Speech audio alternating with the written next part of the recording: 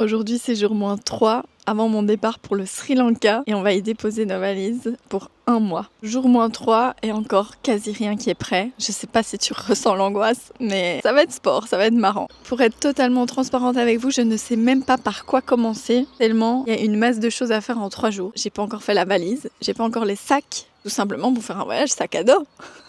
On a retenu une chose, c'est que notre sac à dos n'était pas adapté pour faire des randonnées, etc. On n'a pas encore booké les logements, on n'a que la première nuit qui est bookée alors qu'on y va dans 3 jours. S'il y a bien une chose dont je suis sûre, et encore ça peut bouger, c'est de notre itinéraire. L'idée c'est d'arriver à Colombo. Je sais pas si tu connais le Sri Lanka, mais c'est là où on atterrit. Puisque c'est la saison des pluies dans le sud, on essaye de remonter vers Ella. Là c'est dans le milieu du Sri Lanka, donc ça va être très jungle, ça va être super sympa, un peu à la Ubud à Bali. Ensuite on va à Arugambe pour cette nuit.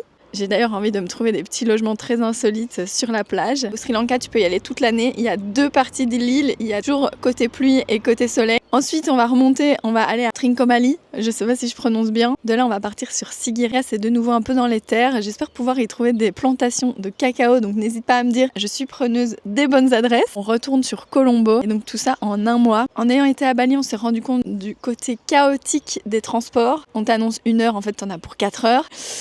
C'est ma seule petite crainte. Je sais pas si ça t'intéresse que je fasse un vlog long format sur YouTube pour te montrer tous les recoins. J'ai déjà été stalker celui de Pimprenel, pépite, parce qu'il y a sûrement des chouettes endroits que je vais reprendre de son vlog. Est-ce qu'on se referait pas la petite checklist que j'avais fait pour Osaka? Je pense que c'est pas trop mal. Est-ce qu'il faut des adaptateurs pour les prises? Du coup, je ne sais pas du tout pour le Sri Lanka. Chocolat. Est-ce que je vais emporter mon chocolat en bean to bar pour le faire goûter aux Sri Lankais?